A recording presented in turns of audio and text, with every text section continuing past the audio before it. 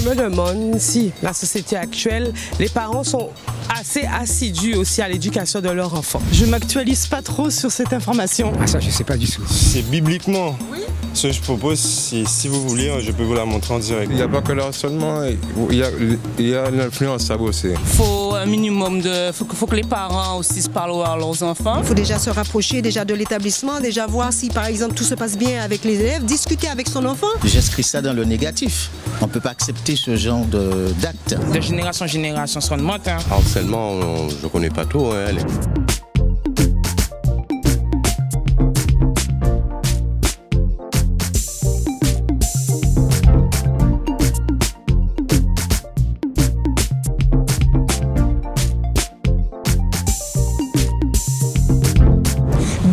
Dans votre émission Qu'aille passer. Le harcèlement scolaire a toujours existé. Mais aujourd'hui, avec le développement d'Internet et des réseaux sociaux, il a pris une toute autre dimension, de nouvelles formes.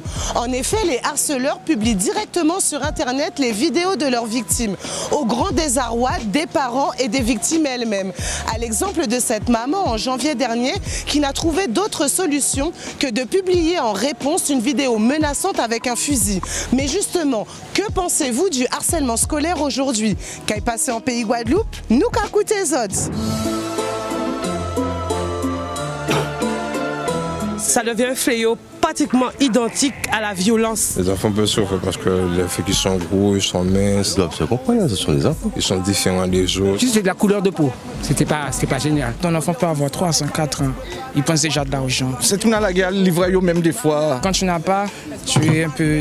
Ta mentalité est un peu agressive, tu vois. Les autres n'ont pas petit plus moi, je mange en petit. Il y a des enfants qui sont beaucoup influencés par les autres. Les camarades, peut-être aussi, des fois, ont peur d'alerter ces parents-là pour les représailles. Il peut y avoir aussi des menaces, si jamais tu parles à papa, à maman, etc. C'est des prédateurs, les harceleurs. C'est très intense parce qu'il y a même des jeunes qui arrivent au suicide. Des enfants arrivent au suicide, quoi. Les parents, jusqu'à maintenant, ne savent pas pourquoi.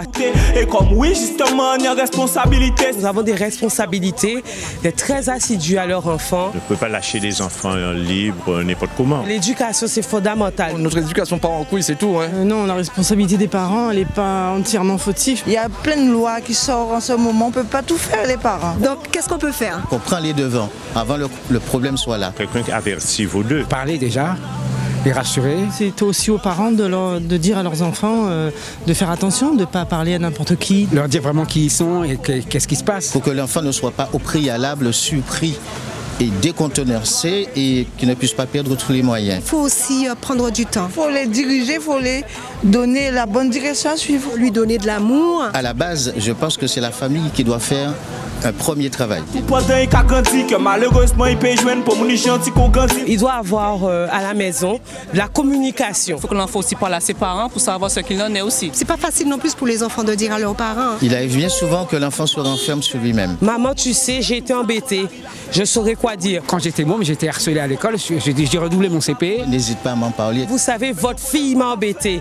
Je saurais quoi dire à ma fille. J'ai eu des problèmes, mais j'ai même rien dit à la mater, c'est l'école qui l'a contacté parce que moi j'ai rien dit. Après les parents, c'est l'école. Quand les parents ne sont pas là, c'est l'école qui est responsable de l'enfant. Mais il ne faut pas tout laisser non plus à l'institution scolaire. Pas tenir les profs ou etc. pour responsables. Messieurs, dames, comprenez-nous bien, à traiter Timon Azot, exactement content moi. Il faut s'asseoir autour d'une table et de régler le problème. Si on arrive à un stade de se réunir entre voisins, familles, etc., on pourra pallier à beaucoup de fléaux. Il y a certains sites qu'on peut faire aussi bloquer. Qu'il y ait plus de surveillance dans les écoles.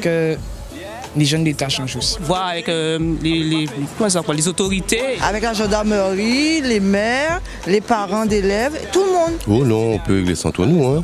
Ah oui, ça serait le mieux. On ne peut pas créer un mal pour en guérir un autre. Il faut qu'ils s'aiment les uns et les autres. Les enfants, bon, ce sont des enfants. Pas d'unité entre nous. Là, qu'il y a une unité, nous qui comprenons nous. La nouvelle génération, franchement, ça va vite. Le harcèlement scolaire est un véritable problème de société, mais il est également à l'image de notre société. C'est pour ça qu'il ne faut pas le prendre à la légère. Pour mieux comprendre la situation, accueillons notre experte psychologue, Erika Le Sueur. Bonjour. Bonjour.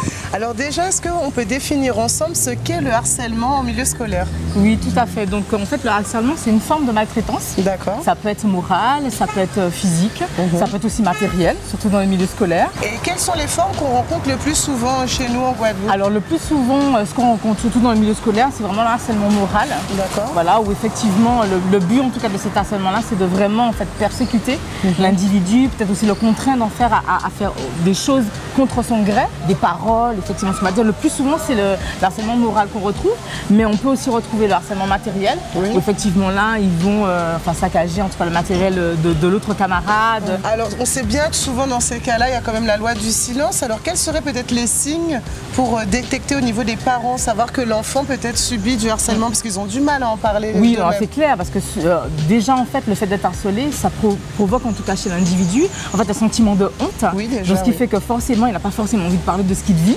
Il se sent souvent aussi impuissant, et puis un sentiment de culpabilité. Donc, ce qui fait que c'est pas forcément évident.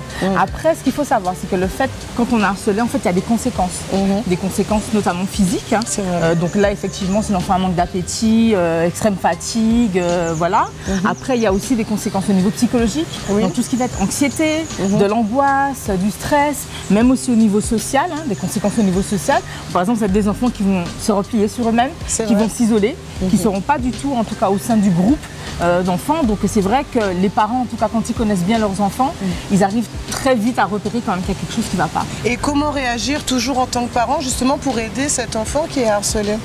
Alors c'est effectivement l'emmener peut-être effectivement à en parler, à dire qu'est-ce qui ne va pas. C'est effectivement l'enfant ne peut pas en tout cas pouvoir en parler en tout cas à ses parents, ce qui n'est pas évident. Ça peut être un médecin, ça peut être un professionnel de santé, par exemple le médecin scolaire. Voilà, et on a dans les établissements. L'école a un rôle important pour traiter ces cas de harcèlement. Oui, l'école peut en tout cas avoir un rôle en tout cas primordial. De toute façon, c'est dans ce milieu-là que se passe en tout cas l'effet d'harcèlement.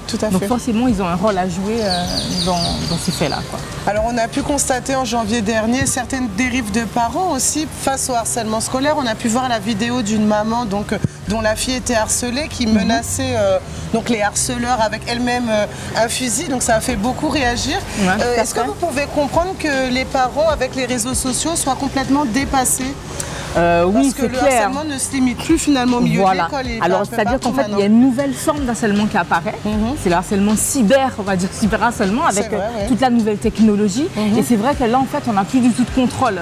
En tout cas, par rapport à la diffusion, la large diffusion, c'est pas forcément une bonne réaction. Elle a bien expliqué que c'était on comprend tout à fait effectivement ce que ça peut provoquer. Vous pensez que les autorités, la police ont un rôle à jouer quand ça va sur Internet comme ça, des images volées, etc. Oui, mais ne serait-ce que déjà interdire la diffusion, en tout cas le captage. Enfin, je ne sais pas vraiment au niveau technologique si c'est possible ou pas, mais il est quand même possible de pouvoir en tout cas arrêter cette diffusion-là. Et puis aussi après, faire de la prévention. Voilà. Merci beaucoup pour votre éclairage, en espérant que ça aidera d'autres pour savoir comment réagir en cas de harcèlement. C'est important. Merci beaucoup. Merci beaucoup. Au revoir. Au revoir. Les smartphones et les réseaux sociaux ont banalisé le harcèlement en milieu scolaire. Et pourtant, cela concerne 8% des élèves de notre académie. Alors stop à la banalisation, stop à la loi du silence pour que nos enfants puissent enfin s'épanouir et que l'école ne soit plus le lieu de tous leurs maux. Qu'aille passer, c'est déjà terminé. Et ne l'oubliez pas, c'est l'émission qui vous donne la parole. À très vite.